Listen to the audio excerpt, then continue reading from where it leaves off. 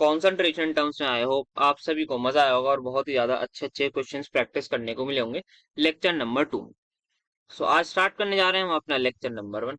So hello everyone, welcome to Everychem. और आज हमारा जो लेक्चर है वो लेक्चर नंबर 3 की आज हम स्टार्टिंग करने जा रहे हैं। देख लेते हैं क्या क्या टॉपिक्स कवर करेंगे। तो सबसे पहले हम इवेपोरेशन से स्टार्ट करेंगे, then vapour pressure, factors affecting vapour pressure, Clausius, Clapeyron equation, boiling point, addition of non volatile solute और एंड में थोड़े बहुत कुछ क्वेश्चंस करेंगे। आज का लेक्चर थोड़ा बहुत ज्यादा थ्योरेटिकल रहेगा बिकॉज यहाँ पे ये हमारी ऑलमोस्ट स्टार्टिंग है। इस तरीके से जाएंगे, फिर नेक्स्ट लेक्चर्स में जब रॉड्स आएगा तो वहां से क्वेश्चन की प्रैक्टिस शुरू हो। सो नोट्स के लिए टेलीग्राम लेक्चर जरूर ज्वाइन कर लिएगा और इंस्टाग्राम पर भी आप हमें फॉलो कर सकते हैं, लिंक आपको डिस्क्रिप्शन में मिल जाएगा। चलिए स्टार्ट करते हैं आज का हमारा लेक्चर। तो सबसे पहले जो आएगा उसको देखते हैं थोड़ा सा इवेपोरेशन के बारे में। तो इवेपोरेशन हम सब ने बचपन से पढ़ा है। क्या होता है कि जो हमारा कोई भी लिक्विड है अगर वो गैस के अंदर कन्वर्ट हो रहा है तो उस प्रोसेस को हम कहेंगे इवेपोरेशन। ये हमने बिल्कुल सिंपल लैंग्वेज में पढ़ा। थोड़ा सा इसके बारे में और समझते हैं। ये मैंने एक बीकर ले लिया, इसमें कोई भी लिक्विड लिया है। क्या सर सारे लिक्विड इवेपोरेट होते हैं? नहीं, ऐसे लिक्विड जो इवेपोरेट होते हैं उनको हम कहते हैं वोलाटाइल लिक्विड। ऐसे लिक्विड जो इवेपोरेट होते हैं सर, जैसे कि एग्जांपल सबसे आसान वाटर, साथ में डीजल ले लीजिए, पेट्रोल ले लीजिए, केरोसिन ऑयल ले लीजिए। ये सारे ऐसे लिक्विड्स होते हैं जो वेपर में कन्वर्ट हो जाते हैं। वेयर एज नॉन वोलेटाइल ऐसे लिक्विड जो वेपर में कन्वर्ट नहीं होंगे। सो एग्जांपल अगर मैं देना चाहूँ, मे बी हनी इसका एग्जांपल हो जाएगा।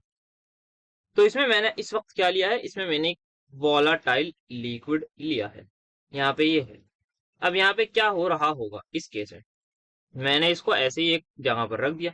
अब यहाँ पे आसपास का इसका जो एटमोसफेयर है, यस, अभी एटमोसफेयर से क्या करेगा, जो यहाँ पर इसके टॉप पर जो पार्टिकल होंगे, मान लेते हैं कुछ बना लेता हूँ, 5 6 7, ये 8 पार्टिकल मैंने बना दिए, इसके टॉप पर है, एकदम सरफेस पर है। अब ये पार्टिकल्स क्या करेंगे, आसपास से हीट एब्जॉर्ब करेंगे। आसपास से हीट ली, इन्होंने हीट ली कहाँ से, एटमोसफेयर से हीट ली, इन सभी ने एटमोसफेयर से हीट ली और ये हो गए इवेपोरेट। तो ये हो गए इवेपोरेट। इवेपोरेट मतलब सर गैस में कन्वर्ट हो गए। तो ये सारे के सारे मॉलिक्यूल्स जो कहाँ पर हैं, सरफेस पर हैं। तो यहाँ पर इसका मतलब ये हुआ कि इवेपोरेशन को हम कहते हैं it is a surface phenomena. Surface phenomena का मतलब यह है कि जो भी हमारे मॉलिक्यूल सरफेस पर होंगे वही इवेपोरेट होंगे। इसके बाद जब ये इवेपोरेट होगा, नेक्स्ट इसके जो नीचे वाले, बिल्कुल एकदम नीचे वाले जो पार्टिकल्स होंगे वो लेयर ऊपर आएगी। अब इसके बाद वो इवेपोरेट होंगे। तो ये प्रोसेस चलता रहेगा। अब दूसरी बात ये है कि क्या इवेपोरेशन किसी स्पेसिफिक टेम्परेचर पे होता है या हर टेम्परेचर पे होता है। तो मान लेते हैं एक मैंने वाटर का ग्लास लिया, उसको मैंने ढक दिया ऐसे ही, एक किसी, आप कह लीजिए, प्लेट से ढक दिया। इसमें अंदर क्या है, वाटर है, यहाँ पे है वाटर। अब मैं 1 2 घंटे बाद आ रहा हूँ, मैंने प्लेट हटा के देखी तो इस प्लेट में मैंने देखा कि यहाँ तो हल्के हल्के ड्रॉप्स हैं। तो इसका मतलब ये हुआ, मैंने रूम में रखा था और रूम मेरे पास कितना टेम्परेचर होगा, रूम टेम्परेचर 25 डिग्री मान लेते हैं। तो इसका मतलब जो है मेरे पास जो इवेपोरेशन है वो 25 डिग्री हो, 10 डिग्री हो, कोई भी टेम्परेचर हो, हर टेम्परेचर पर होता है। तो इवेपोरेशन जो है हमारे पास ये करता है takes place at all temperature. हर टेम्परेचर पर ये हमारे पास इवेपोरेशन का प्रोसेस होता है। ये एक इसकी बहुत ही ज्यादा इंपॉर्टेंट बात थी। अब एक चीज जो सभी ने सुनी होगी, इवेपोरेशन कॉजेस कूलिंग, ये हम सब लोग सुनते हुए आ रहे हैं। तो इसमें क्या होता है, ये आप देखेंगे जैसे मैंने इसमें बताया कि ये जो मॉलिक्यूल है टॉप वाला, सरफेस वाला, ये क्या कर रहा है, आसपास की हीट को एक्सट्रैक्ट कर रहा है।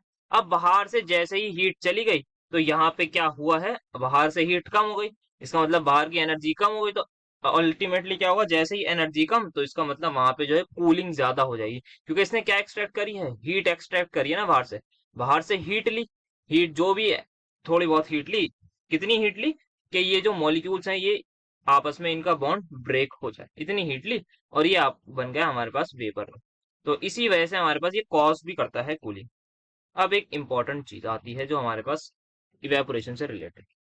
यहाँ पे मैं एक और लेयर बना देता हूँ ऐसे ही। अब ये जो मेरे पास एक मॉलिक्यूल में इसको हाईलाइट कर रहा हूँ, ये जो मॉलिक्यूल है ये क्या होगा, ये जब हमारे पास लिक्विड फेज में होगा तो ये लिक्विड फेज में हमारे पास इससे बॉन्ड बनाया होगा, इससे बॉन्ड बनाया होगा, इससे बॉन्ड बनाया होगा। इसका मतलब ये आसपास के जो मॉलिक्यूल्स हैं उनसे इसकी बॉन्डिंग हुई होगी, तभी तो लिक्विड फेज में। अब हमने क्या पढ़ा है, जो गैस फेज होती है उसमें मॉलिक्यूल्स दूर दूर होते हैं, लिक्विड फेज में पास पास होते हैं। पास पास क्यों होते हैं? क्योंकि उनके बीच में एक बॉन्डिंग होती है जिसको हम कहते हैं इंटरमॉलिक्यूलर बॉन्डिंग।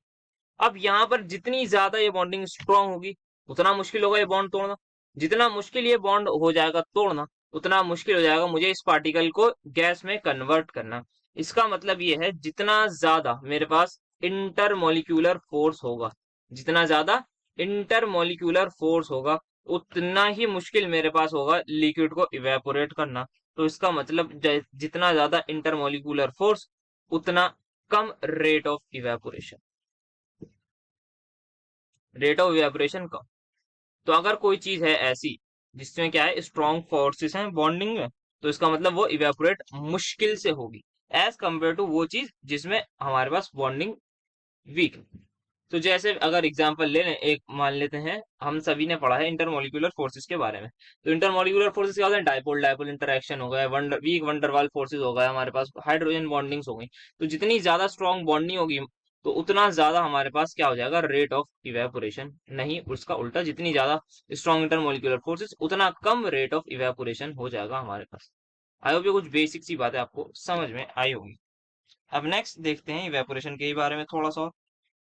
अब हम अभी तक हमने क्या देखा? अभी तक हमने देखा कि हमारे पास जो लिक्विड था वो एक कंटेनर में था और वो इवेपोरेट हो रहा था। नाउ मैं एक और कंटेनर ले रहा हूँ सिमिलर।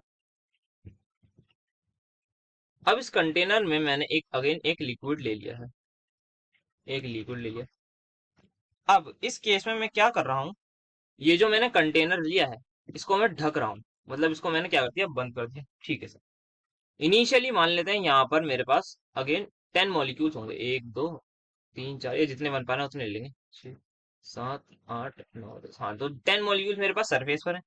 क्या होगा सर? सर इनिशियली बिल्कुल जैसे ही हमने शुरू करा तो यहाँ पे जो है ये 10 के 10 मॉलिक्यूल इवेपोरेट होने शुरू हो जाएंगे। तो ये 10 मॉलिक्यूल्स क्या होगा, इवेपोरेट होगा। किसमें? गैस में होगा, ये गैस में होगा। क्या ये बाहर जा पाएंगे? नो सर, क्योंकि हमने कवर कर रखा है, इसलिए ये 10 के 10 मॉलिक्यूल्स बाहर नहीं जा पाएंगे। तो क्या होगा, इसका मतलब वेपर्स यहीं पर रह जाएंगी, यहाँ पर हमारे पास सारी वेपर्स होंगी। ठीक है। अब कुछ टाइम बाद क्या होगा, नीचे वाली लेयर आएगी, उसके 10 मॉलिक्यूल्स इवेपोरेट होंगे। फिर कुछ टाइम बाद क्या होगा, नीचे जो लेयर है इसके नीचे वाली, उसके 10 मॉलिक्यूल आएंगे, वो इवेपोरेट होंगे। तो कहने का मतलब ये है, जैसे जैसे टाइम बढ़ रहा है, जैसे जैसे टाइम बढ़ रहा है, क्या मेरा रेट ऑफ इवेपोरेशन बढ़ रहा है या घट रहा है? जैसे जैसे टाइम बढ़ा। अब मैं बात करने जा रहा हूँ रेट ऑफ इवेपोरेशन। इनिशियली मान लेते हैं पहला सेकंड था, t is equal to 1 second. T is equal to 1 second पर कितने नंबर ऑफ पार्टिकल जो है इवेपोरेट हुए? आप कहेंगे 10। फिर मैं कह रहा हूँ अगले सेकंड में कितने हुए? आप फिर से कहेंगे 10। क्योंकि 10 कौन से? जो सरफेस पर है, और सरफेस पर एक स्पेसिफिक जगह है, मतलब एक स्पेसिफिक स्पेस है। ऐसा नहीं है एक बार 10 आ रहे हैं तो अगली बार 11 आ जाएंगे, ऐसा पॉसिबल नहीं है। तीसरे सेकंड में क्या होगा, तब भी हमारे पास 10 मॉलिक्यूल जो है वो इवेपोरेट होंगे। तो इसका मतलब जो रेट ऑफ इवेपोरेशन है मेरा, टाइम के साथ क्या है, कांस्टेंट है। तो ये जो मेरा ग्राफ बना है, ये मेरा बना है रेट ऑफ इवेपोरेशन का। ठीक है सर, ये बात एकदम समझ में आ गई। अब जैसे जैसे रेट ऑफ इवेपोरेशन बढ़ रहा है, ऊपर यहाँ पे क्या आएंगे, यहाँ पे सर वेपर्स बनती जा रही है, वेपर्स बनती जा रही है, वेपर्स बनती जा रही है। अब क्या होगा, जैसे जैसे वेपर्स बनेंगी, यहाँ पे जैसे बहुत सारी वेपर्स बने जा रही हैं, अब वेपर जब आपस में कोलाइड करेंगी, जैसे ये वेपर और ये दोनों वेपर आपस में कोलाइड करेंगी ना, तो ये एकदम से कंडेंस हो जाएंगी दोबारा अपने लिक्विड में। तो कंडेंसेशन का प्रोसेस अब शुरू होने जा रहा है। इनिशियली मान लेते हैं t is equal to 1 second पर 10 हमारे पास जो है ड्रॉप जो है वो इवेपोरेट हो। तो इनिशियली क्या होगा, 10 वेपर्स होंगी। फिर t is equal to 2 second में 20 हो जाएंगी। फिर t is equal to 3 second में 30 हो जाएंगी। कैसे सर? पहले 10 थी, फिर दोबारा 10 आई, फिर दोबारा 10 आई तो 30 हो गई। तो अब ये बढ़ती जा रही है। तो जैसे जैसे वेपर्स बढ़ती जाएंगी, वैसे वैसे वेपर का कोलिजन बढ़ता जाएगा। जैसे जैसे वेपर का कोलिजन बढ़ा, वेपर कोलिजन जैसे जैसे करती जाएंगी, वैसे ही हमारे पास कंडेंसेशन जो है वो होने लगेगा, और कंडेंसेशन तेजी से होने लगेगा। जितनी ज्यादा वेपर्स होंगी उतना ज्यादा वेपर कोलिजन, उतनी ज्यादा कंडेंसेशन। तो क्या ये बात आप सभी को समझ में आ रही है? जो मेरे पास रेट ऑफ कंडेंसेशन है वो टाइम के साथ इंक्रीज हो रहा है। कहने का मतलब ये है, इनिशियली मान लेते हैं 1 सेकंड में, क्योंकि 10 वेपर्स हैं तो बहुत कम कंडेंसेशन है। फिर एक टाइम आएगा बढ़ती जाएगी बढ़ती जाएगी, फिर एक टाइम ऐसा आएगा जब रेट ऑफ इवेपोरेशन और रेट ऑफ कंडेंसेशन आपस में इक्वल हो जाएंगे। क्या इस पॉइंट को हम कुछ कहेंगे? यस, इस पॉइंट को हम कहते हैं इक्विलिब्रियम। अगेन जो हमने पढ़ा है, जैसे ही रेट ऑफ कंडेंसेशन और रेट ऑफ इवेपोरेशन बराबर हुआ, इसको मैं अभी क्लियर डिनोट करने के लिए लिख रहा हूँ आपका ई से, और इसको मैं लिख रहा हूँ सी से। ई क्या है? Rate of evaporation. सी क्या है? Rate of condensation. जैसे ही मेरा ई इज इक्वल टू सी हो गया, इस पॉइंट पर मेरा इक्विलिब्रियम अचीव हो गया है। अब यहाँ पे क्या हो रहा है, जितनी वेपर्स मेरी उसमें कन्वर्ट हो रही हैं आपकी गैस में, उतनी ही वेपर्स कोलाइड करके मेरा वापस आ रही हैं लिक्विड फॉर्म में। तो यहाँ पर ये ग्राफ आई होप आप सभी को समझ में आया होगा। तो ये कुछ बातें थी हमारी इवेपोरेशन से रिलेटेड। अब देखते हैं आगे क्या है हमारे पास। अब आता है हमारे पास टॉपिक वेपर प्रेशर। अब वेपर प्रेशर कहते किसे हैं? डेफिनेशन यहाँ लिखी हुई है कि pressure exerted by vapours of liquid in closed container at equilibrium. अच्छा, तो एक क्लोज कंटेनर बना लेते हैं समझने के लिए। उसमें क्या लेना है? लिक्विड लेना है। सर कैसा liquid? Volatile liquid. Sir volatile क्यों? क्योंकि हमें वेपर्स बनानी है, तो वेपर ऐसा लिक्विड ही चाहिए जो वेपर बनाए। और कौन बनाते हैं? जो वोलाटाइल लिक्विड होते हैं, नॉन वोलाटाइल नहीं बनाते। तो यहाँ पे क्या होगा, इनिशियल यही हमारे पास कुछ पार्टिकल्स मान लेते हैं ऊपर होंगे, सरफेस पर होंगे, वो आपके वेपर में कन्वर्ट होने लगेंगे। तो स्टार्टिंग में क्या होगा, जो लिक्विड है मेरे पास वो कन्वर्ट होने लगेगा गैस में। ठीक है सर, या फिर बेटर कहूँ मैं वेपर हूँ, ये कन्वर्ट होने लगा वेपर में। इस प्रोसेस को क्या कहेंगे? इवेपोरेशन कहेंगे। इवेपोरेशन कहेंगे। अब कुछ टाइम बाद क्या होगा, जैसे जैसे ये मॉलिक्यूल्स आपस में कोलाइड करेंगे, किसके? वेपर के, वैसे वैसे ये दोबारा कन्वर्ट होने लगेंगे किसमें? लिक्विड में। इस प्रोसेस को मैं क्या कहूंगा? कंडेंसेशन। तो मेरे पास इवेपोरेशन और कंडेंसेशन जो है वो साइमल्टेनियसली होता रहेगा। अब जैसे ही एक ऐसा पॉइंट आया जहां पर रेट ऑफ इवेपोरेशन इक्वल किसके हो गए? रेट ऑफ कंडेंसेशन के, उस पॉइंट को मैं कहूंगा इक्विलिब्रियम। अगर मेरे पास 10 मॉलिक्यूल्स इवेपोरेट हो रहे हैं, तो 10 ही वेपर्स मेरे पास कंडेंस होके दोबारा लिक्विड फॉर्म में आ रहे हैं। तो जैसे जैसे ये आपका वो हुआ, इवेपोरेट होने लगे, ये मान लेते हैं 5 मॉलिक्यूल्स इवेपोरेट हो रहे हैं इक्विलिब्रियम पे, वैसे ही ये मेरे पास 10 वेपर्स के मॉलिक्यूल जो हैं दोबारा आके कंडेंस हो जाएंगे। इस पॉइंट पर क्या है मेरे पास? वो बराबर है रेट ऑफ इवेपोरेशन और रेट ऑफ कंडेंसेशन। अब यहाँ पे क्या हुआ? इवेपोरेशन हुई, कंडेंसेशन। जब इवेपोरेट हो रहा है तो क्या बन रहा है? वेपर्स बन रहा है। अब ये जो वेपर्स बनी है, ये वेपर्स यहाँ पर लिक्विड के सरफेस पर कुछ जो प्रेशर एक्सर्ट करेंगे, उसी प्रेशर को हम कहेंगे वेपर प्रेशर। क्या कहा मैंने? जो भी रेट ऑफ इवेपोरेशन पहले रेट ऑफ कंडेंसेशन के बराबर है। अब जो भी रेट ऑफ इवेपोरेशन से मेरे पास जो मॉलिक्यूल्स हैं या फिर जो लिक्विड है वो वेपर में कन्वर्ट हो रहा है। अब जो वेपर में जो कन्वर्ट हो रही हैं वेपर्स, जो वेपर्स यहाँ पे जो प्रेशर एक्सर्ट करेंगी, उस प्रेशर को मैं कहूंगा वेपर प्रेशर। तो कोई भी वोलाटाइल लिक्विड, ये क्या लिया है मैंने? ये लिया है एक वोलाटाइल लिक्विड, जैसे कि वाटर वगैरह हम कह सकते हैं। वोलाटाइल लिक्विड, वोलाटाइल लिक्विड जो वेपर में कन्वर्ट होगा। वोलाटाइल लिक्विड की जो एक वोलाटाइल लिक्विड लिया, उसमें हमारे पास कुछ वेपर्स बनेंगी। किससे? लिक्विड से वेपर्स बनेंगी। उस प्रोसेस को इवेपोरेशन कहेंगे। सिमिलरली वेपर्स कोलाइड करेंगी तो आपका कंडेंस हो जाएंगी, तो उस प्रोसेस को कंडेंसेशन कहेंगे। एक ऐसा पॉइंट आएगा जहां पर जितने लिक्विड के मॉलिक्यूल गैस में कन्वर्ट होंगे, उतने ही गैस के मॉलिक्यूल लिक्विड में कन्वर्ट होंगे। उस पॉइंट को क्या कहेंगे? इक्विलिब्रियम। अब इक्विलिब्रियम पर जो भी वेपर्स हमारी प्रेशर एक्सर्ट करेंगी, किस पर? लिक्विड कंटेनर की, ये जो क्लोज कंटेनर है इस पर, यहाँ पर जो प्रेशर एक्सर्ट करेंगे, उस प्रेशर को हम कहेंगे वेपर प्रेशर। आई होप आप सभी को ये अच्छे से समझ में आया होगा कि मैंने किस तरीके से वेपर प्रेशर को समझाया। तो ये हमारे पास वेपर प्रेशर की बात हो गई। अब सेम अगेन मैं बात करूं, वेपर प्रेशर क्या है? क्या है? जो वेपर्स प्रेशर एक्सर्ट करें, अगर वही यहाँ पर ये मॉलिक्यूल जो है मेरे पास टाइटली हेल्ड हो, तो क्या होगा? सर वही होगा कि अगर ये मॉलिक्यूल्स टाइटली हेल्ड होंगे तो इसका मतलब इनको वेपर में कन्वर्ट करना मुश्किल होगा, तो अल्टीमेटली मेरा वेपर प्रेशर क्या होगा? कम होगा। सिमिलरली दूसरी चीज, अगर मैं कहूँ टेम्परेचर ज्यादा हो, सर टेम्परेचर अगर ज्यादा होगा तो इसका मतलब आपने एनर्जी ज्यादा दे दी।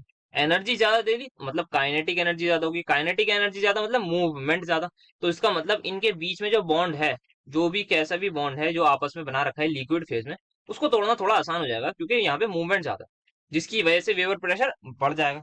एक दूसरी बात हो गई। अब इसके बाद और भी बात करेंगे, तो पहले देख लेते हैं फैक्टर्स अफेक्टिंग वेपर प्रेशर। कौन कौन से ऐसे फैक्टर्स हैं जो वेपर प्रेशर को अफेक्ट करेंगे? सबसे पहले नेचर ऑफ लिक्विड। किस तरीके का नेचर है लिक्विड का? ये लिक्विड की प्रॉपर्टी है जिसमें हम कहेंगे intermolecular forces and viscosity. Viscosity भी हमें पता है ऑलमोस्ट इंटरमोलिकुलर फोर्सेस की ही वजह से आती है। तो एक वो है हमारे पास, ये लिक्विड है, इसमें कुछ इंटरमोलिकुलर फोर्सेस हैं।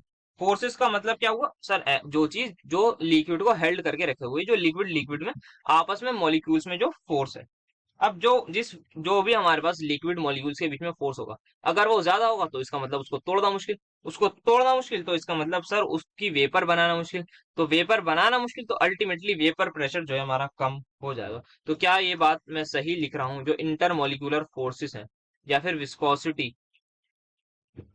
जितनी ज्यादा विस्कोसिटी या जितने ज्यादा इंटरमोलिक्यूलर फोर्स, उतना कम मेरा वेपर प्रेशर होगा।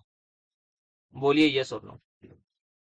जितने ज्यादा हमारे पास टाइटली हेल्ड मॉलिक्यूल्स होंगे, उतना कम वेपर बनाएंगे, उतना कम मेरे पास वेपर प्रेशर होगा। तो ये इसका एक डायरेक्ट रिलेशन बन रहा है।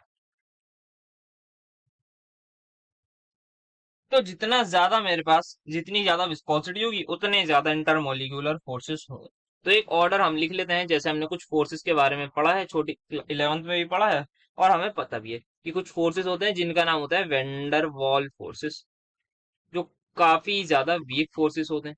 सर किसमें होते हैं ये? बेटा आपने पढ़ा होगा, इनका नाम जरूर सुना होगा, जिसको हम कहते हैं हाइड्रोकार्बन, जिसमें से एक मैं लिखने जा रहा हूँ एल्केन्स। इनमें होते हैं हमारे पास वेंडर वॉल फोर्सेस, एल्कीन्स में होता है, एल्काइंस में होते हैं, बेंजीन में भी होते हैं। दूसरा अगर मैं कहूँ इससे ज्यादा जो स्ट्रांग होते हैं, वो हो जाते हैं डाइपोल डाइपोल इंटरेक्शन। आई होप आप सभी को इतना तो पता ही होगा क्या होता है डाइपोल। हमारे पास जब भी दो एलिमेंट के बीच में इलेक्ट्रोनेगेटिविटी का डिफरेंस आ जाता है और कोवेलेंट बॉन्डिंग होती है, तो वो हमारे पास बना लेते हैं डाइपोल। तो जैसे कि HCl, यहाँ पे अगर मैं इसको थोड़ा स्पेसिफाई करूँ तो यहाँ डेल नेगेटिव आएगा, यहाँ पे डेल पॉजिटिव। तो ये एक डाइपोल डाइपोल इंटरेक्शन हो गई। नेक्स्ट जो हमारे पास इससे ज्यादा स्ट्रांग होते हैं, जो कि डाइपोल डाइपोल एक इंटरेक्शन ही है, but a special type of dipole dipole interaction, जिसको हम कहते हैं हाइड्रोजन बॉन्डिंग। तो इसका एग्जाम्पल सभी को पता होगा, वाटर ले लो। तो यहाँ पे क्या हो रहा है, मैं लेफ्ट टू राइट जो जा रहा हूँ, यहाँ से इधर जाने में क्या हो रहा है, इंटरमोलिकुलर फोर्सेस बढ़ रहा है। तो जैसे जैसे इंटरमोलिकुलर फोर्सेस बढ़ेंगे, वैसे वैसे मेरा वेपर प्रेशर जो है वो डिक्रीज होगा। तो ये कहने वाली बात थी। तो आई होप आप सभी को ये बात समझ में आई होगी। अब देखते हैं कुछ आगे के टॉपिक्स। सो नेक्स्ट अब हमारे पास आ जाते हैं टेम्परेचर डिपेंडेंस। अभी हमने क्या देखा? अभी हमने देखा है कि नेचर ऑफ लिक्विड पे कैसे डिपेंड करेगा कौन? Vapour pressure. अब देखेंगे टेम्परेचर पे कैसे डिपेंड करेगा। तो ये बहुत ही ज्यादा सिंपल है। एक अगेन एक कंटेनर है, इसमें एक लिक्विड है, इसके मान लेते हैं कुछ वेपर्स बन रही होंगी, इसके सरफेस पे जो है वो इवेपोरेट हो रहे होंगे। अब जैसे ही मान लेते हैं ये 1 सेकंड में पहले 4 वेपर्स आ रही थी, तो जैसे ही मैंने यहाँ पे फायर लगा दी, जैसे ही मैंने यहाँ पर आग लगा देते हैं यहाँ पे, जैसे ही ये लगा दी, अब क्या होगा? ये एकदम से टेम्परेचर बढ़ना शुरू होगा।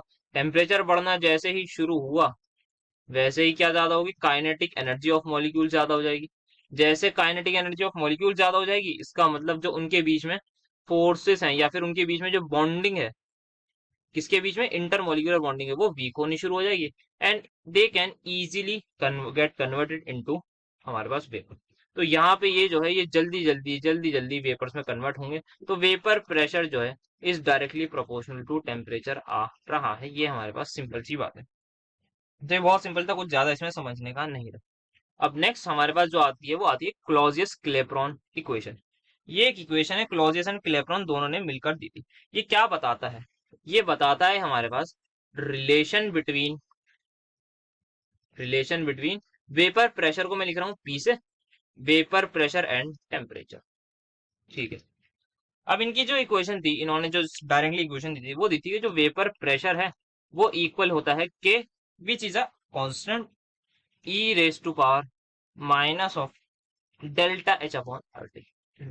इस टाइप की इक्वेशन आपने और भी जगह देखी होगी, केमिकल आपने इक्विलिब्रियम में भी इस टाइप की इक्वेशन देखी होगी, वो आर्हीनियस कांस्टेंट में भी देखी होगी। तो ये हमारे पास इक्वेशन है। अब यहाँ पे के क्या है? के एक कांस्टेंट है हमारे पास। ठीक है, ये एक बात हो गई। तो ये हमें दे रखी है पी क्या है सर? पी हमारे पास वेपर प्रेशर है। Vapour pressure at temperature T, कोई टेम्परेचर है टी, उस पर ये वेपर प्रेशर है। दूसरा आर की वैल्यू हम सभी को पता है। अब डेल्टा एच क्या है यहाँ पर? जो डेल्टा एच है यहाँ पर, वो है enthalpy of vaporisation. Enthalpy of vaporisation. और इसकी यूनिट जो होती है वो होती है हमारे पास जूल पर मोल, क्योंकि ये 1 मोल के लिए होती है। अब ये होती क्या है ये भी बता देते हैं। तो एंथैल्पी ऑफ वेपराइजेशन वो होती है, अगर मेरे पास 1 मोल लिक्विड है, कोई भी एक मोल लिक्विड है, उसको मैं एक मोल लिक्विड है तो वो एक मोल गैस में ही कन्वर्ट होगा, स्टोइकोमेट्री अगर मैं बताऊं तो। ये एक मोल लिक्विड है, ये एक मोल हमारे पास वेपर में कन्वर्ट होगा, एक मोल वेपर। अब एक मोल लिक्विड को एक मोल वेपर में कन्वर्ट करने के लिए जो भी इस रिएक्शन में मुझे हीट लगेगी, कुछ ना कुछ हीट तो लगेगी ना। अब जो लिक्विड है वो वेपर में कन्वर्ट हो रहा है, कैसे होगा, मुझे हीट देनी पड़ेगी। हीट से क्या होगा, वो जो मॉलिक्यूल्स हैं लिक्विड के उनके बीच में फोर्स ऑफ अट्रैक्शन कम होगी, क्योंकि उनकी काइनेटिक एनर्जी बढ़ जाएगी, जिसकी वजह से वो मेरा कन्वर्ट हो जाएगा वेपर में। तो अब ये जो मुझे हीट देनी पड़ेगी इस रिएक्शन का जो डेल्टा एच होगा, उसको मैं कहूंगा एंथैल्पी ऑफ वेपराइजेशन। तो ये हमारे पास एंथैल्पी ऑफ वेपराइजेशन हो गई। आइए थोड़ी सी मैथमेटिकल गेम खेलते हैं इस इक्वेशन के साथ। तो हमारे पास जो इक्वेशन है वो कह रही है P is equals to K E raise to power minus of delta H by R T. Yes sir, मैं कह रहा हूँ टेकिंग लॉग बोथ साइड कर लीजिए। तो टेकिंग लॉग बोथ साइड कर लेते हैं, उसका मतलब क्या होता है, दोनों साइड हमें क्या लेना है, लॉग। लॉग क्या होता है सर, हमने पढ़ा है लॉगरिथमिक फंक्शन जो होता है वो हमारे पास टेकिंग इन या फिर taking in both, taking log taking l n both sides. Sir l n क्या होता है, ऐसा लॉग जिसमें बेस ई। तो यहाँ पे मैंने क्या लिख दिया, L N P is equals to L N K E raise to R minus of delta H by are T. ठीक है। अब यहाँ पर क्या आता है, कुछ लॉग की प्रॉपर्टीज आती हैं। एक प्रॉपर्टी ये है, अगर लॉग है वो आपस में मल्टीप्लाई हो रहा हो तो आप उसको लिख सकते हैं l n m plus l n n. Sir ये एल एन क्या है, इसको आप बता देंगे। ये जो एल एन है मेरे पास, ये कुछ नहीं है, ये लॉग बेस ई होता है। तो ये भी मैं इसको भी ऐसे लिख सकता हूँ, लॉग बेस ई। एक प्रॉपर्टी हो गई। एक प्रॉपर्टी मेरे पास लॉग की ये होती है कि मेरे पास जो एल एन है उसको मैं लॉग ई तो कहता हूँ, लॉग बेस ई कहता हूँ। और ये जो लॉग बेस ई है, अगर मुझे इसको कन्वर्ट करना हो किसी भी लॉग ऐसी उसमें जो लॉग बेस 10 हो, तो उसको लिख सकता हूँ मैं 2.303 लॉग 10। तो यहाँ पर मैं ये जो लॉग मैंने पास लिखा है, मैं इसको लिख सकता हूँ लॉग पी। यहाँ पे बेस क्या हो जाएगी आपकी, that is this one 10। Log P मैंने इसको लिख दिया है, और ये इज इक्वल टू मैं इसको यहाँ पर भी लिख सकता हूँ आगे ऐसे। बट इसको अभी बाद में करते हैं, पहले हम थोड़ी सी आइडेंटिटीज लगाते हैं। तो इस वक्त क्या है मेरे पास, एल एन पी। अब यहाँ पे मैं प्लस वाली आइडेंटिटी लगा रहा हूँ कि लॉग जो है ये बेस ई प्लस लॉग ये कर दूंगा। तो यहाँ पे क्या हो जाएगा, l N k plus l n e raise to power minus of delta H by are t. एक प्रॉपर्टी ये कहती है मेरे पास, अगर लॉग है मेरे पास, मान लेते हैं कोई भी लॉग है m, उसकी पावर n है, तो ये जो पावर है ये यहाँ पे पीछे आ जाएगी। कैसे, मतलब ये हो जाएगी n log m। ये एक प्रॉपर्टी है। तो यहाँ पे e रेस टू पावर में क्या है, minus of delta H by R T. तो ये यहाँ पर पीछे आ जाएगा, तो ये जो मेरा कन्वर्ट हो जाएगा एल एन के minus delta H by are t log. अब यहाँ पे जो log बेस e और ये e है, इसकी वैल्यू क्या होती है 1। इसका मतलब जो एल एन ई है वो क्या होता है 1। तो यहाँ पे ये हो जाएगा, पूरी एंटिटी हो जाएगी 1। तो अब जो मेरे पास बच रहा है वो ये बच रहा है कि L N K is equals to, sorry L N P आ गया। एल एन पी क्या है सर, ये लॉग लिया था किसका, वेपर प्रेशर का, is equals to L N के minus delta H by are T. अभी तक मेरे पास ये बच रहा है। तो आई होप आप सभी को ये चीज अभी तक समझ में आई होगी। या दूसरी चीज मैं ये कह सकता हूँ कि मैं इसको लॉग उसमें कन्वर्ट कर रहा हूँ, तो 2.303 log base 10p is equals to 2.303 log K minus delta H by are T. और यहाँ पे मैं 2.303 को डिनोमिनेटर में ले जाऊंगा, तो log p is equals to log K minus delta H upon 2.303 R T. तो यहाँ पे मेरे पास ये दो इक्वेशन निकल के आती हुई नजर आ रही हैं, वेपर प्रेशर की with respect to what, temperature. तो यहाँ पे एक रिलेशन आ रहा है हमारे सामने, किस तरीके से वेपर प्रेशर जो है वो टेम्परेचर पर डिपेंड करेगा। अब हमारे पास कोई न्यूमेरिकल क्वेश्चन आएगा तो हम इससे सॉल्व कर सकते हैं। अब हम सभी को पता है, हमने एक चीज पढ़ी है, y is equal to M X plus C, जिसे क्या, वो क्या है सर, स्ट्रेट लाइन की इक्वेशन। एल एन पी किसके इक्वल आ रहा है हमारे पास, एल एन के minus 1/t delta H by R. इसको मैं ऐसे लिख सकता हूँ, यस सर। तो मैं इसको ले रहा हूँ वाई एक्सिस पर, y is equal to c plus m x हमारे पास इक्वेशन होती है। तो इसको मैं बाद में लिखता हूँ, चलिए यहाँ पे मैं लिख रहा हूँ पहले डेल्टा एच बाय आर, और यहाँ पे 1/t। y is equal to मैं लिख रहा हूँ एम एक्स प्लस सी होती है हमारे पास इक्वेशन, यस सर। अब यहाँ पे वाई एक्सिस पे क्या आएगा सर, हमारे पास वाई एक्सिस पे आ जाएगा लॉग पी। एक्स एक्सिस पे क्या आएगा सर, एक्स एक्सिस पे हमारे पास आएगा 1/t। तो जो हमारे पास ग्राफ है वो इस इन दोनों के बीच में बनेंगे। यहाँ पे नीचे आएगा 1/t, ठीक है। सी क्या है हमारे पास, जो हमारे पास वाई एक्सिस पे कहाँ कट कर रहा है सर, यहाँ पे कुछ कट कर रहा होगा। इस पॉइंट की जो वैल्यू है वो है मेरे पास ln के। स्लोप क्या है सर, स्लोप है minus of delta H by. अगर मैं इसको यहाँ प्लस कर दूं तो यहाँ पे मुझे माइनस भेजना पड़ेगा, तो स्लोप मेरा नेगेटिव है। तो यहाँ पे मेरा जो स्लोप आ रहा है, जिसको मैं m कह रहा हूँ, वो आ रहा है मेरे पास minus of delta H by R के इक्वल। तो ये मेरा ग्राफ बन रहा है, जिसको मैं कह रहा हूँ एक स्ट्रेट लाइन का ग्राफ। एक्स एक्सिस में क्या है 1/t, एक्स की वैल्यू 1/t, स्लोप की value minus of delta H by r, ये वाई इंटरसेप्ट मेरा हो जाएगा ये।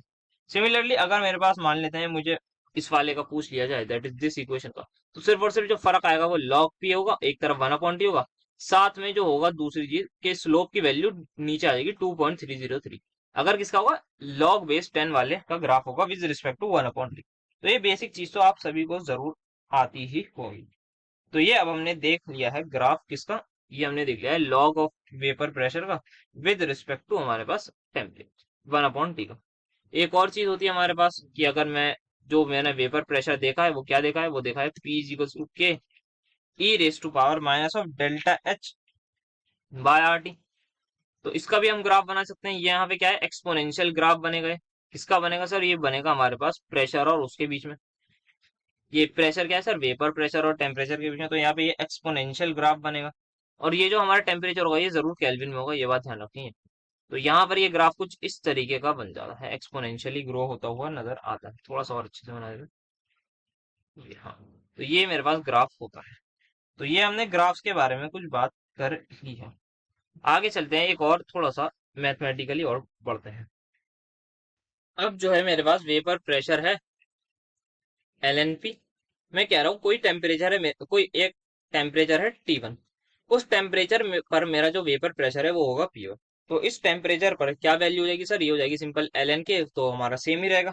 माइनस ऑफ डेल्टा एच हमारे पास सेम रहेगा क्योंकि वो 1 मोल के लिए है, बाय RT1। तो ये लिख सकता हूँ मैं। सिमिलरली मैं एक और टेम्परेचर ले लेता हूँ T2, उस पर मेरा वेपर प्रेशर है T2। तो इसकी इक्वेशन कैसे आएगी सर, इसकी इक्वेशन आपकी ऐसे आ जाएगी। तो अब हमारे पास एक टेम्परेचर है P1, उस पर, सॉरी, एक टेम्परेचर है T1, उस पर वेपर प्रेशर P1। एक टेम्परेचर T2, उस पर वेपर प्रेशर T2। अब मैं कह रहा हूँ इक्वेशन 1 में से इक्वेशन 2 को तो इसको पहले इक्वेशन 1 नाम दे दूं। ये है मेरी इक्वेशन 1, ये है मेरी इक्वेशन। तो अब हमें क्या करना है, इक्वेशन 2 माइनस इक्वेशन 1 करना है। इक्वेशन 2 माइनस इक्वेशन 1 तो कैसे करूंगा, यहाँ पे ln P2 होगा माइनस ln P1 होगा is equals to ln k minus delta H by r T2, क्योंकि P2 को पहले करा है, माइनस ln k हो जाएगा। और बिकॉज ये हमारे पास, अगर मैं ऐसे लिखूं तो यहाँ पे इस तरीके से लिखा जाएगा क्योंकि ब्रैकेट में लिखते हैं। अब यहाँ मैं ब्रैकेट खोल रहा हूँ, तो ब्रैकेट जैसे ही खोलूंगा तो साइन चेंज हो जाएगा। तो जो साइन चेंज हो जाएगा वो ये हो जाएगा। अब यहाँ पे क्या होगा, यहाँ पे आप सभी लोग देख पा रहे होंगे ln k से ln k cancel. Next page पर इसको फर्दर सॉल्व करेंगे तो ln P2 minus ln P1 sir, P2 P1 वही vapour pressure at temperature T2 and P1 ओ एंड T2 एंड T1। अब यहाँ क्या बचा, plus delta H by r T1 बचा है, तो उसको पहले लिख देंगे प्लस वाले को, minus delta H upon r T2। अब लॉग की एक और प्रॉपर्टी है, वो कहती है log m minus log n जो है वो किसके इक्वल हो जाता है, log m अपॉन n के। ये एक लॉग की हमारे पास प्रॉपर्टी होती है, तो इसी का इस्तेमाल करते हुए यहाँ पे P2 माइनस P1 को हम लिख सकते हैं ln P2 by P1 is equal to, अब मैं delta H by r common ले सकता हूँ, यस सर बिल्कुल आप इसको कॉमन ले सकते हैं। तो इस चीज को मैं ले रहा हूँ यहाँ पर कॉमन, तो ये मेरी हो जाएगी delta H by r 1/T1 minus 1/T2। तो ये एक और मेरी इक्वेशन आ गई। अगर मुझे टेम्परेचर दे रखे हैं, मान लीजिए एक टेम्परेचर पे दे रखा है 273 केल्विन पे, कुछ वेपर प्रेशर दे रखा है, और मुझसे पूछ लिया 373 केल्विन पर बताओ, तो मैं इसी इक्वेशन की मदद से आराम से निकाल सकता हूँ। क्या क्या मुझे पता होना चाहिए, दो टेम्परेचर पता होने चाहिए और मुझे एक प्रेशर, वेपर प्रेशर पता होना चाहिए। बाकी आर की वैल्यू मुझे बताया और एंथैल्पी वो भी हमें गिवन ही होगी। अब वहीं मैं अगर इसको कन्वर्ट कर दूं इस वाले लॉग को अपने दूसरे वाले लॉग में, दैट इज 2.303, तो सिंपली क्या होगा, कुछ नहीं होगा, ये मेरा लॉग कन्वर्ट हो जाएगा। ये हो जाएगा log P2 by P1 multiply किससे हो रहा है, 2.303 से, डेल्टा एच अपॉन ये, इसको मैं डायरेक्ट यहाँ लिख रहा हूँ नीचे डिनोमिनेटर में लाके, और फाइनली जो बनेगी इक्वेशन वो वैसी ही रहेगी, 1/T1 माइनस 1/T2। तो ये इक्वेशन हमारे पास आ गई है, क्लॉजियस क्लैपेरॉन की इक्वेशन। तो आई होप आपको इसका मैथमेटिकल वाला पार्ट बहुत ही अच्छे से समझ में आया होगा। ये हमारे पास क्लॉजियस क्लैपेरॉन इक्वेशन, बिल्कुल हमने स्टार्टिंग से शुरू करा, P is equal to K E raise to power minus of delta H by R T, उससे हम यहाँ तक पहुंच गए। सर P1 क्या है? Vapour pressure at T1। P1 क्या है हमारे पास किस टाइम? P1 है हमारे पास vapour pressure at T1 temperature. Similarly P2 क्या है? Vapour pressure at temperature T2। और टेम्परेचर ध्यान रखिएगा केल्विन में ही होना चाहिए, ये बात बहुत ही ज्यादा ध्यान रखनी है। तो आई होप आपको ये बातें समझ में आ रही होंगी। अब नेक्स्ट आगे बढ़ते हैं। अब बॉइलिंग पॉइंट क्या होता है सबको पता है। तो बॉइलिंग पॉइंट होता क्या है, एक एग्जाम्पल से समझते हैं। अगेन एक कंटेनर बना लिया, इस कंटेनर में क्या होगा? Volatile liquid. Sir volatile liquid मतलब ऐसा लिक्विड जो वेपर में कन्वर्ट हो जाता है। तो इसकी जो लिक्विड, सॉरी हाँ, ऐसा लिक्विड जो वेपर में कन्वर्ट हो जाता है। अब इसकी जो हमारे पास लिक्विड ड्रॉपलेट्स होंगी वो वेपर में कन्वर्ट होंगी। मान लेते हैं अभी इस कंडीशन में रूम टेम्परेचर पे ये रखा हुआ है, इसमें कुछ वेपर्स भी बन रही होंगी, और जो वेपर प्रेशर है एट दिस टाइम वो हम मान रहे हैं इसका वेपर प्रेशर है 0.5 एटीएम मान लेते हैं। अब बाहर का जो एटमॉस्फेरिक प्रेशर होगा वो कितना होगा? सर हमें पता है जो बाहर का जो प्रेशर होता है, जो पी, जिसको हम पी एटमॉस्फेरिक प्रेशर कहते हैं, या फिर पी बाहर का जो है वो होता है 1 एटीएम। ठीक है सर, ये हमें पता है, ये आपको सभी को पता होगी बात। यस सर, 0.5 एटीएम है इसका वेपर प्रेशर। अब मैंने क्या करा है, मैंने हीट करना शुरू कर दिया। हीट करना शुरू कर दिया तो हीट करने से क्या होगा? सर हीट करने से टेम्परेचर बढ़ेगा। तो मान लेते हैं अगर पहले 25 डिग्री है तो 26 डिग्री, फिर 27 डिग्री, 28 डिग्री, 29 डिग्री, 30, 35, 40 ऐसे बढ़ता जाएगा जितनी ज्यादा हीटिंग करते रहेंगे। अब जैसे जैसे मैं हीट करता रहूंगा वैसे वैसे ये वेपर प्रेशर भी इंक्रीज होगा। पहले 0.5, फिर 0.6, फिर 0.7, फिर 0.8, फिर 0.9, और जैसे ही ये 1 एटीएम पर पहुंच जाएगा वहां पर कोई टेम्परेचर होगा। यस सर, मान लेते हैं t is equal to 25 degree पर ये था 0.5 एटीएम। अब टेम्परेचर बढ़ के क्यों हो गया मेरे पास? मान लेते हैं 80 डिग्री सेल्सियस। और 80 डिग्री सेल्सियस पर क्या होगा सर? मतलब हीट कर रहे हैं, हीट करने पर टेम्परेचर बढ़ा, टेम्परेचर बढ़ रहा है तो हमारे पास वेपर प्रेशर भी बढ़ेगा। तो यहाँ पे vapour pressure t is equal to 80 degree पर मान लेते हैं मेरे पास वेपर प्रेशर जो हो गया वो हो गया 1 एटीएम। क्या इस केस में जो मेरा वेपर प्रेशर है वो बाहर के एक्सटर्नल प्रेशर के बराबर हो गया? Yes sir. इस केस में क्या हुआ है, जो मेरा वेपर प्रेशर है वो किसके इक्वल हो गया है? पी एक्सटर्नल के। तो ऐसा टेम्परेचर जिस टेम्परेचर पर मेरे पास वेपर प्रेशर पी एक्सटर्नल के बराबर हो जाए उस टेम्परेचर को मैं कहता हूं बॉइलिंग पॉइंट। क्या कहा मैंने? ऐसा टेम्परेचर जिस पर at which the temperature at which outside pressure, मतलब जो बाहर का प्रेशर है, outside pressure becomes equal to, या फिर बेटर रहेगा vapour pressure, at which vapour pressure,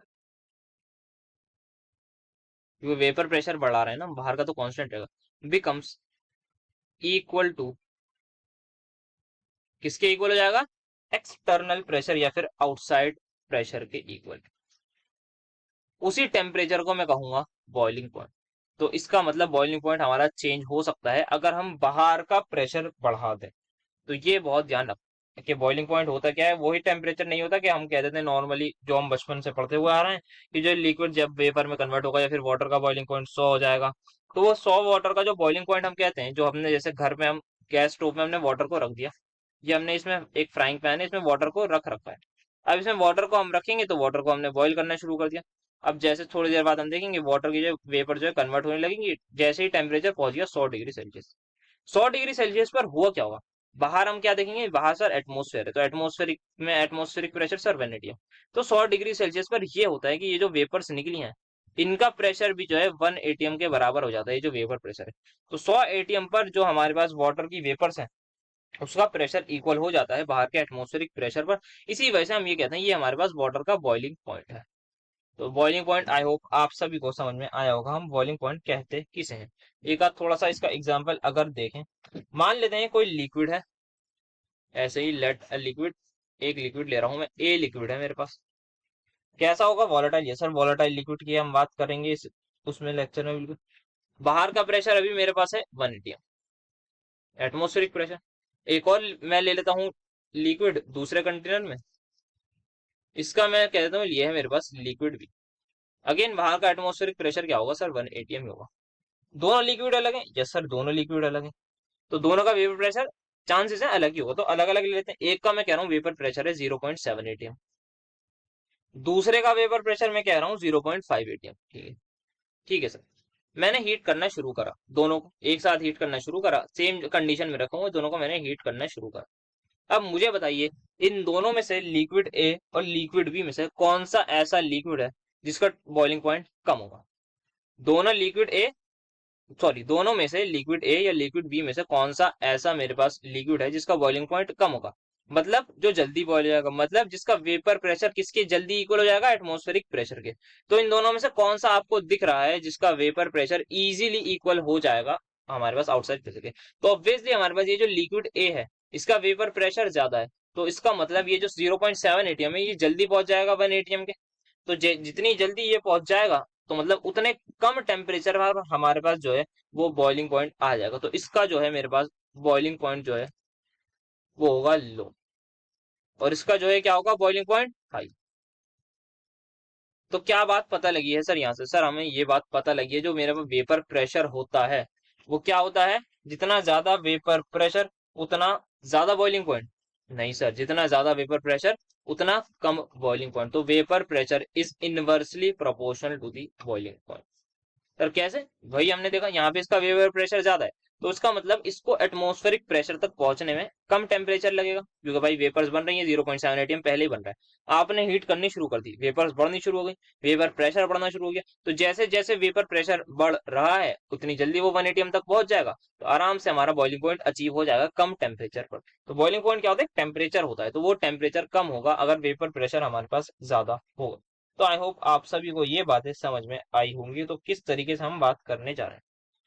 next हमारे पास ये यहाँ पर एक क्वेश्चन आता है, तो इसको देख लेते हैं। Liquid a and liquid b has boiling point 130 degree and 180 degree. अच्छा, एक लिक्विड ए है, ऑब्वियसली सर वॉलेटाइल लिक्विड ही होंगे तभी हम बात कर रहे हैं, तभी इसका बॉइलिंग पॉइंट भी आ रहा है। बॉइलिंग पॉइंट इसका कितना है सर, 130 डिग्री सेल्सियस है, और एक लिक्विड भी है। अच्छा सर, एक लिक्विड भी है, इसका बॉइलिंग पॉइंट है हमारे पास 180 डिग्री सेल्सियस। ठीक है, अब हमसे पूछा गया है एक टेम्परेचर है T is equal to 90 degree. Temperature जब 90 डिग्री सेल्सियस होगा तो किसका वेपर प्रेशर हाई होगा, इन्होंने ये पूछा है। तो हम सर कैसे बताएंगे, अभी तक हमने क्या देखा है सर, हमने पीछे नेक्स्ट बिल्कुल पीछे पेज पर ही देखा, तो वेपर प्रेशर है वो इनवर्सली प्रोपोर्शनल होता है बॉइलिंग पॉइंट के। मतलब जिसका बॉइलिंग पॉइंट ज्यादा, जैसे कि ये हमारे पास इसका बॉइलिंग पॉइंट ज्यादा है, तो इसका वेपर प्रेशर किसी भी टेम्परेचर पर होगा कम।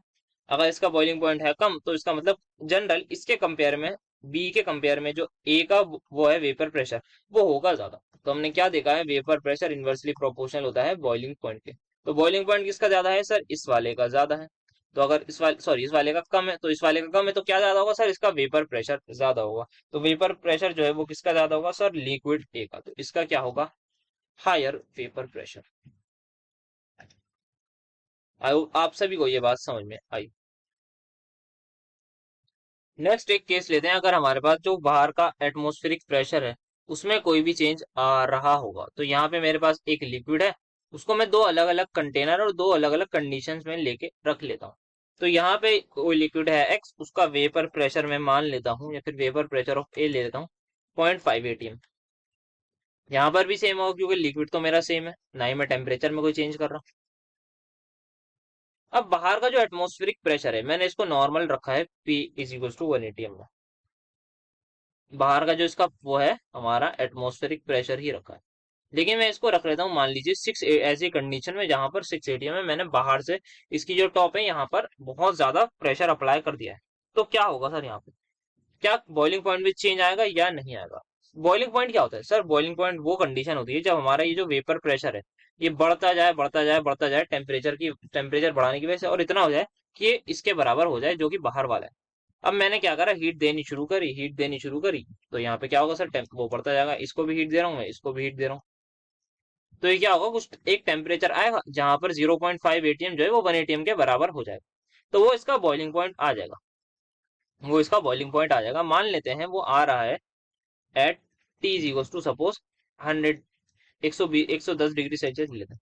लेकिन यहाँ पर जब मैं देखूंगा तो T is equal to 110 degree celsius पर क्या होगा कि 0.5 एटीएम किसके बराबर होगा, 0.1 एटीएम के।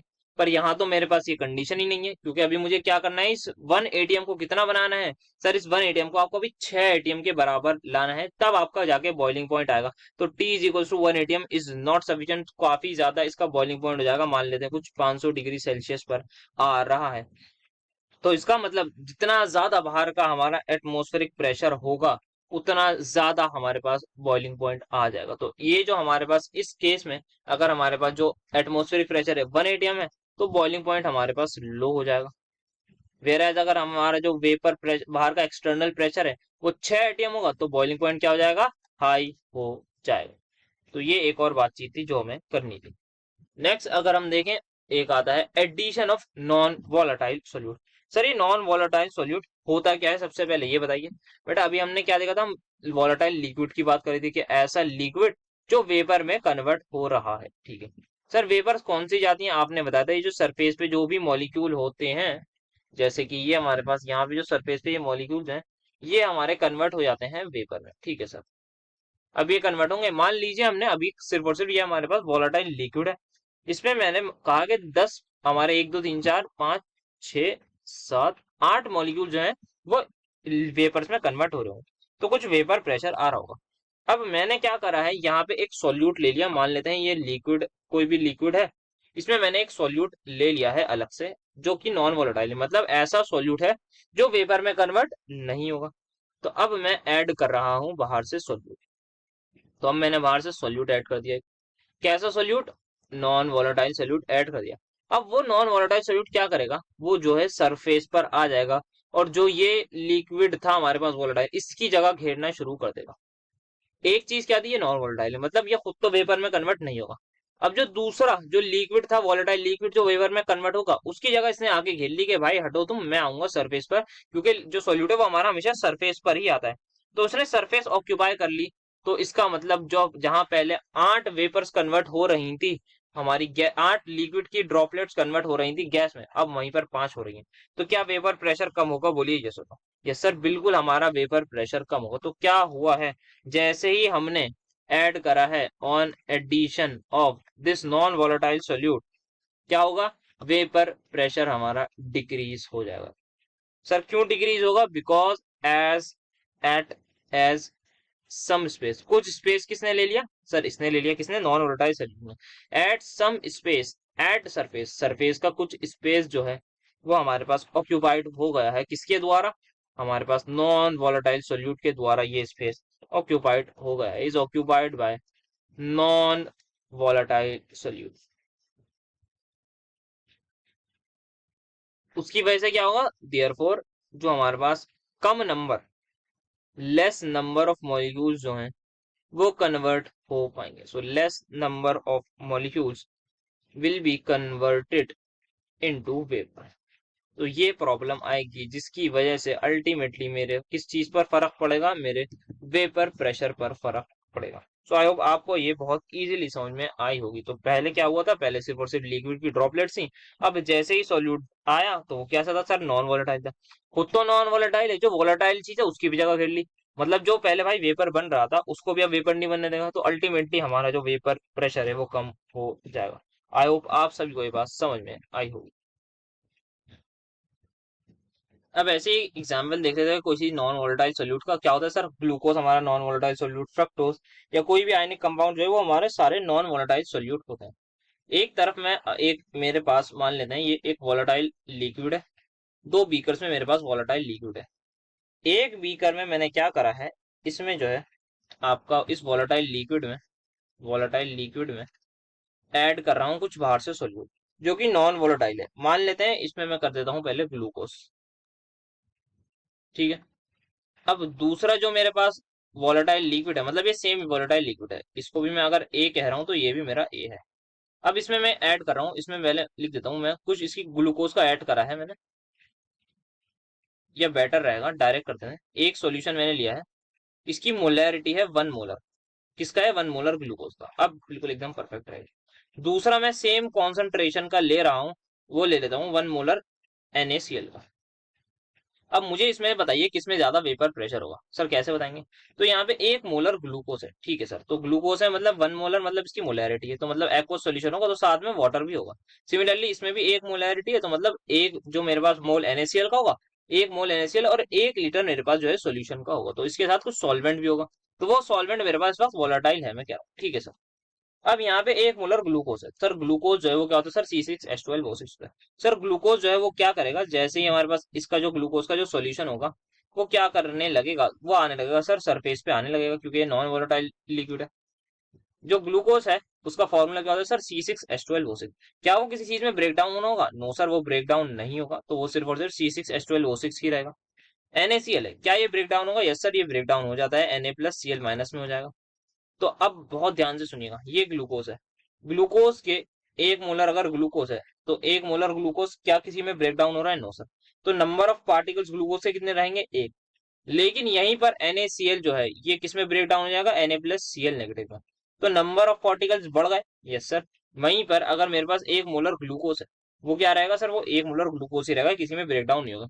बट वहीं 1 मोलर NaCl है, वो 1 मोलर Na और 1 मोलर Cl- में कन्वर्ट हो जाएगा। तो इसका मतलब अगर यहाँ पे मेरे पास सरफेस पर एक मॉलिक्यूल आ रहा है ग्लूकोज का, तो वहीं पर यहाँ पर 2 मॉलिक्यूल्स आ जाएंगे, एक Na का आ जाएगा और एक Cl का आ जाएगा, और यहाँ पे एक ग्लूकोज का ही रहेगा। अब देख के बताइए कौन सा ऐसा ऐसा केस है जिसमें वेपर प्रेशर ज्यादा होगा? सर वेपर प्रेशर उसमें ज्यादा होगा जिसमें सोल्यूट कम जगह लेगा। किसमें जगह कम लिए सर? इसमें कम लिए।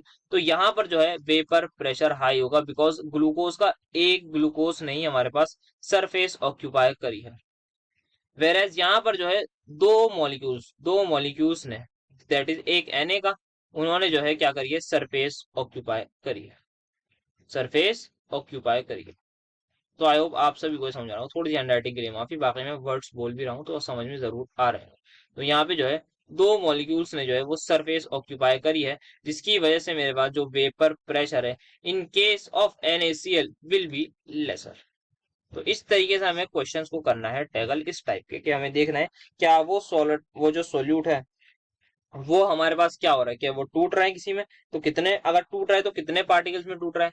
वहीं पे मान लेते हैं मैं यहाँ पे एक ले लूं कि Na2SO4 ले लूं, तो ये किस में टूटेगा सर, ये 2 Na और एक SO4 में टूटेगा। तो इसका मतलब 3 पार्टिकल आएंगे, 3 पार्टिकल किस पे आएंगे, सरफेस पर आएंगे, तो और ज्यादा वेपर प्रेशर कम होगा। तो इस तरीके से हमें इन सारे क्वेश्चन को टैकल करना है। तो आई होप आप सभी को ये चीज समझ में आई होगी। नेक्स्ट अब हम आते हैं अपने आगे की तरफ। अच्छा, ये एक क्वेश्चन है बहुत ज्यादा कॉमन आया, पूछा जाता है काफी ज्यादा। Why pressure cooker reduces cooking time? अच्छा, हम खाना सबके घर में बनता ही होगा, किसी के यहाँ कढ़ाई में बनता होगा, किसी के यहाँ कुकर में बनता होगा। कुछ चीजें कहते होंगे कुकर में बनाओ ताकि जल्दी गल जाए, ये स्टेटमेंट सभी ने सुनी होगी। तो सर ऐसा होता क्यों है उसको समझो। कोई भी चीज खाना हम बना रहे हैं, वो किस में बनाते हैं सर, या तो कढ़ाई बढ़ाई होगी उसमें बनाते हैं, या प्रेशर कुकर में बनाते हैं ताकि जल्दी गल जाए। अब गलने का मतलब क्या है? गलने का मतलब वही है कि वो कुक हो जाए, यस सर यही है। अब ले लेते हैं, दो कंटेनर ले लेते हैं, या फिर एक मैं ले लेता हूँ, पहले कढ़ाई ले लेता हूँ जो बाहर से ओपन है। इसमें क्या है सर, इसमें हमने जो है कुछ ऐड करा होगा, जैसे कि मैंने क्या ऐड करा होगा सर, हम जरूर पानी तो डालते हैं, पानी हो गया, तेल हो गया, ये सारी, यस सर, ये सारी चीजें हम डालते हैं, ये पानी हो गया, तेल हो गया, ये सारी चीजें हमें ऐड करनी होती है खाना बनाने के लिए। तो अभी यहाँ पे हमने क्या लिया है, हमने सर वाटर ले लिया है। अभी मान लेते हैं सिर्फ और सिर्फ वाटर है, और कोई हमारे पास वेजिटेबल है। तो वाटर जिस जो कि क्या है सर, एक वॉलेटाइल सोल्यूट है, तो यहाँ पे क्या है, वाटर है जो कि एक वॉलेटाइल सोल्यूट है, प्लस यहाँ पे हमने हमारी जो भी हमें बनाना है, जिसको मैं कहता हूँ वेजिटेबल, वो है, ठीक है। अभी ये किसमें बनाना है सर, हम कढ़ाई में बना रहे हैं, तो जो कि ओपन होती है ऊपर से, तो बाहर जो प्रेशर है वो क्या होगा, 180 होगा। अब मैं ले आता हूँ प्रेशर कुकर, यस सर। तो प्रेशर कुकर में ले लेते हैं, तो प्रेशर कुकर में कंडीशन क्या होगी सर, प्रेशर कुकर में भी हम यही चीज लेंगे, क्योंकि खाना तो हमें सेम ही बनाना है। तो वही हमने चीज ली, दैट इज वाटर ले लिया, साथ में वेजिटेबल ले ली जो हमें बनानी है खाने के लिए, क्योंकि भूख लग रही है, बहुत देर से पड़ रहे हैं। अब यहाँ पे जो प्रेशर कुकर है, क्या उसका ढक्कन होता है? यस सर, उसका ढक्कन होता है। क्या उसका वेट बहुत कम होता है या ज्यादा होता है? सर उसका वेट तो मतलब दिखने में भी हाई होता है। तो इसका मतलब वो जो बाहर का प्रेशर है उसको कर देगा चेंज। तो यहाँ पे ये जो प्रेशर कुकर है, ये उसका ऊपर का जो प्रेशर कुकर का जो ऊपर का, जिसको मैं ढक्कन कह रहा हूँ, या फिर आप अच्छी लैंग्वेज में कुछ उसका नाम होता है तो वो बता दीजिए, वो होता है, वो बाहर के एटमॉस्फेरिक प्रेशर से ज्यादा प्रेशर अप्लाई करेगा, क्योंकि एटमॉस्फेरिक प्रेशर एकदम सिंपल सा है।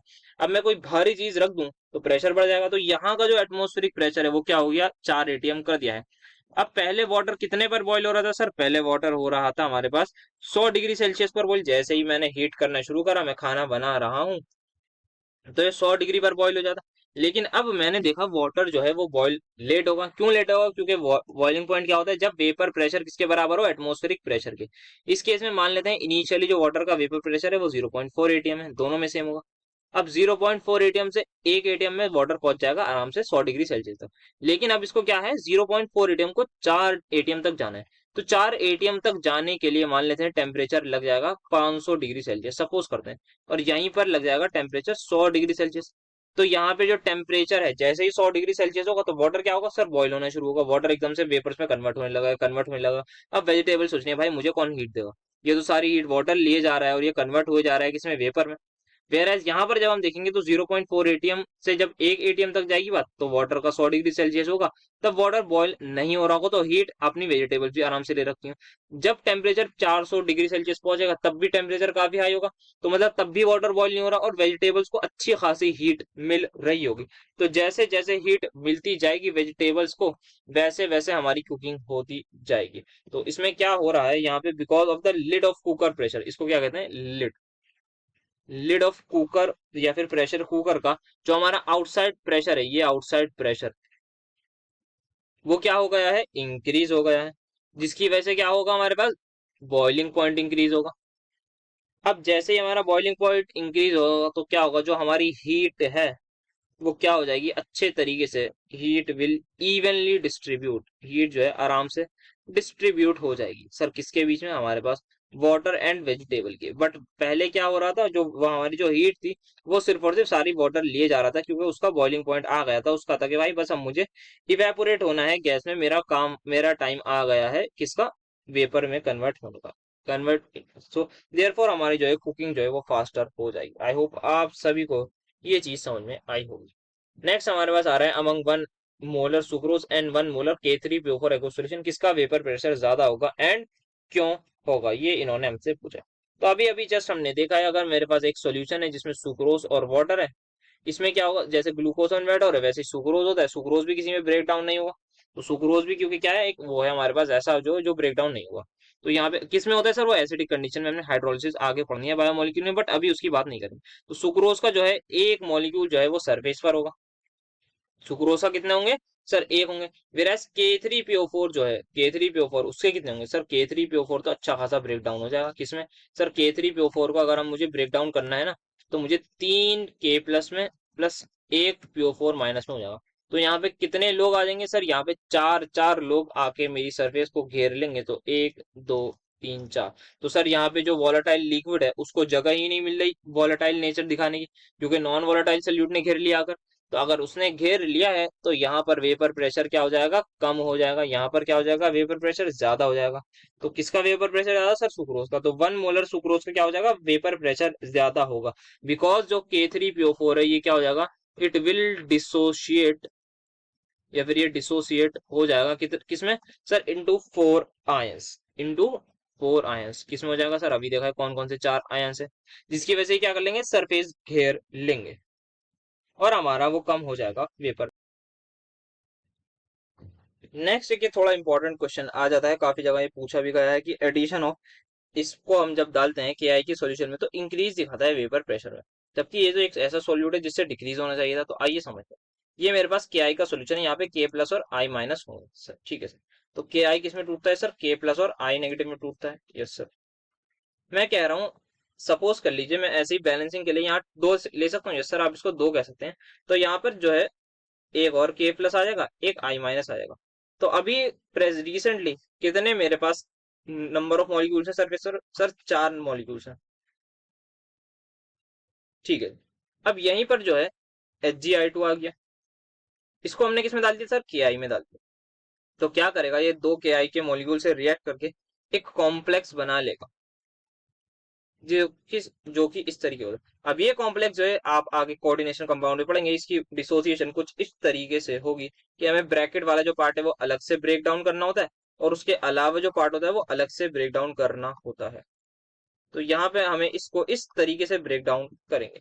तो क्या हो रहा है यहाँ पे सर? यहाँ पे 2 और 1, तो यहाँ पे कितने मॉलिक्यूल्स आएंगे सर? अब जो है यहाँ पर तीन मॉलिक्यूल्स आएंगे जो कि सरफेस को ऑक्यूपाई करेंगे।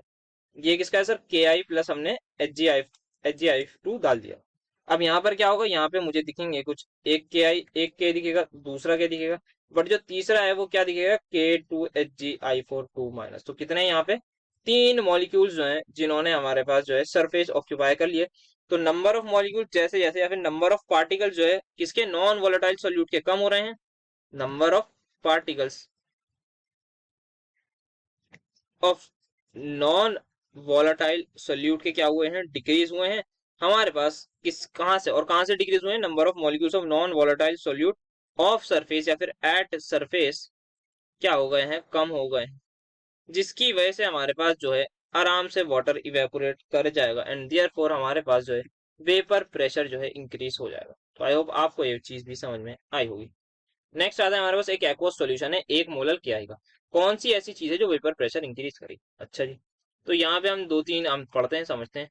तो सबसे पहले दे रखा है एडिशन ऑफ NaCl। अगर मैंने NaCl में के आई में NaCl डाल दिया तो क्या होगा सर, के आई तो पहले के प्लस आई माइनस में हो रहा था, ये आगे Na प्लस और Cl माइनस में और आ जाएगा, तो ये 2 से 4 हो जाएंगे सर, ये तो बढ़ा ही नहीं सकता। नेक्स्ट अगर मैं देखूं क्या डालना है सर, एडिशन ऑफ, ये डाल देंगे आप Na2SO4। सर अगर आपने ये डाला तो के आई तो के प्लस आई माइनस में हो रहा था, ये साहब आएगा 2Na प्लस में टूटेगा, साथ में प्लस SO4 2 माइनस में टूटेगा, सर 5 पार्टिकल बढ़ा देगा, तो ये और कम कर देगा, इसको भी हटाइए। अगर मैं क्या एक मोलर के आई और डालूं तो हो जाएगा, नहीं सर, मतलब इससे सेम क्या होगा, ये तो सेम ही रहेगा ना, इससे कोई हमारे पास इंक्रीज नहीं होगा। क्या मैंने जैसे ही वाटर डाला, अच्छा सर, सर वाटर क्या है हमारे पास, एक वोलाटाइल लिक्विड है, वाटर इज वोलाटाइल लिक्विड। तो जैसे ही मैंने पानी बढ़ा दिया मेरे के आई के सॉल्यूशन में, तो इसका मतलब क्या होगा, जो सरफेस पे पहले कुछ के आई थे, मान लेते हैं एक्स, अब वो एक्स से कम हो गए, या फिर मान लेते हैं 10 पार्टिकल्स मेरे के आई के घेर रहे थे सरफेस, अब जो है वाटर आ गया, तो हो सकता है 9 या 8 हो जाए, क्योंकि पानी की क्वांटिटी मैंने बढ़ा दी है। तो जिसकी वजह से जैसे ही मैं वोलाटाइल लिक्विड डालूंगा तो मेरा जो है वेपर प्रेशर इंक्रीज हो जाएगा। तो addition of water will increase the vapour pressure. अच्छा क्वेश्चन, कहाँ पे आया था, AIPMT 2010 में आया हुआ ये क्वेश्चन था। नेक्स्ट हमारे पास आता है क्वेश्चन जेई मेंस 2020 से, the graph of vapour pressure हमें दे रखा है। अच्छा यहाँ पे ये क्या है, ये वेपर प्रेशर है mmOf में, और ये टेम्परेचर है। यहाँ पे क्या है, हमारे पास तीन लिक्विड है, एक एक्स, एक वाई, एक जेड है, ठीक है सर। क्या करना है, हमें कुछ इन्फ्रेंस दे रखी है मॉलिक्यूलर इंटरेक्शंस के भी इस पर, उसको हमें बताना है। सबसे पहले मैं यहाँ पे एक लाइन ड्रॉ कर देता हूँ ताकि थोड़ी सी डिफ्रेंसिएशन हो जाए। तो ये 800 पर आके अभी तक हमारे पास ग्राफ जो है ये सारे लोग 800 पर है, ठीक है। अब हमें बताना है किसका मॉलिक्यूलर इंटरेक्शन ज्यादा होगा, किसका कम होगा। तो यहाँ पे आप देखेंगे एक्स, सभी का वेपर प्रेशर इक्वल है, यस सर, इस पॉइंट पर यहाँ पे एक्स का भी 800 है, वाई का भी 800 है, जेड का भी 800 है, यस सर, यहाँ पर सबका इक्वल आ रहा है वेपर प्रेशर। आइए जरा टेम्परेचर की बात करते हैं। मान लेते हैं मैं यहाँ पे स्ट्रेट लाइन मुझसे ड्रॉ नहीं हो पा रही, मान लेते हैं यहाँ पे कुछ टेम्परेचर आएगा, इसको मान लेता हूँ मैं 320 मान लेता हूँ। यहाँ पे कुछ टेम्परेचर आएगा, मान लेते हैं 340 मान लेता हूँ। यहाँ पे कुछ आएगा, मान लेते हैं 360 मान लेता हूँ। वैसे तो ये जो टेम्परेचर है ये इन्होंने इसके हिसाब से दे रखा है कि यहाँ पे ये इससे टकराएगा आगे 300, वो ये, तो यही मान के चलते हैं, चलिए बेटर रहेगा। तो ये हमारे पास जो है, जब वेपर प्रेशर एक्स का 800 है, उस टाइम पर इसका टेम्परेचर क्या है सर, 313 केल्विन। जब वेपर प्रेशर वाई का कितना है सर, हमारा 800, तब इसका टेम्परेचर क्या है सर, 333 केल्विन। जब वेपर प्रेशर Z का 800 है तो इसका टेम्परेचर क्या है सर, 353 केल्विन। कैसे पता सर, ग्राफ में अलग ही दिख रहा है कि यहाँ पे सबका वेपर प्रेशर 800 है, इसका भी 800, इसका भी 800, लेकिन टेम्परेचर अलग अलग है। तो जैसे जैसे हमारे पास इसका जो है वेपर प्रेशर 800 है, इसका हमारे पास टेम्परेचर बढ़े जा रहा है, तो इसका मतलब इसको जो है ज्यादा टेम्परेचर लगा है 800 पर आने में, इसको कम टेम्परेचर लगा है 800 पर आने में, इसको और कम टेम्परेचर लगा है। इसका मतलब यह हुआ कि जो एक्स को कम टेम्परेचर चाहिए वेपर्स को बनाने में, तो इसका मतलब एक्स में जो भी इंटरेक्शन होंगी वो क्या होंगी, कमजोर होंगी। तो इसमें क्या होंगी, लोअर इंटरमोलिक्यूलर इंटरेक्शंस होंगी, किसके मुकाबले, वाई के मुकाबले भी, जेड के मुकाबले भी। अब जो हमारा y है उसको क्या लगा है सर, 333 केल्विन लगा है, बट z को लगा है 353 केल्विन, मतलब z को और ज्यादा चाहिए, मतलब z के जो मॉलिक्यूल्स हैं और ज्यादा स्ट्रांगली एल्ड है, इसका मतलब z की इंटरमोलिकुलर इंटरेक्शन और ज्यादा है, तो इसका मतलब y की ज्यादा हो जाएगी z से एंड x की इन तीनों से। तो इंटरमोलिकुलर इंटरेक्शन का जो ऑर्डर है वो आ जाएगा आपके पास ये, x greater than y greater than z। क्यों सर, क्योंकि सबसे कम टेम्परेचर पे कौन 800 पर पहुंच रहा है सर, एक्स, तो इसका मतलब भाई बहुत जल्दी पहुंच रहा है, इसको कम हीट में काम हो रहा है, मतलब कम हीट में इसके लिक्विड के फोर्सेज जो है वो आपस में ब्रेक डाउन हो रहे हैं। तो एक्स के पास अब पढ़ते हैं हमारे पास ऑप्शन, क्या X has higher intermolecular interaction as compare to Y, बिल्कुल गलत। क्या एक्स सॉरी सॉरी, यहाँ पे मैंने कुछ गलत कर दिया, एक्स की जो है लो आ रही है ना, सॉरी, थोड़ा सा मेरे साइन में एकदम मिस्टेक हो गई। यहाँ पे जो है एक्स की कम वाई की कम जेड की ज्यादा होगी, क्योंकि जेड जो है मुश्किल से ब्रेक डाउन हो रहा है ना, तो जेड के मॉलिक्यूल जैसे मुश्किल से होंगे तो इसका मतलब इसका जो वो मॉलिक्यूलर फोर्स है वो ज्यादा होगा। तो कुछ यहाँ पे ऑर्डर ये आएगा। ये थोड़ी सी मिस्टेक हो, एक बार और बता देते हैं।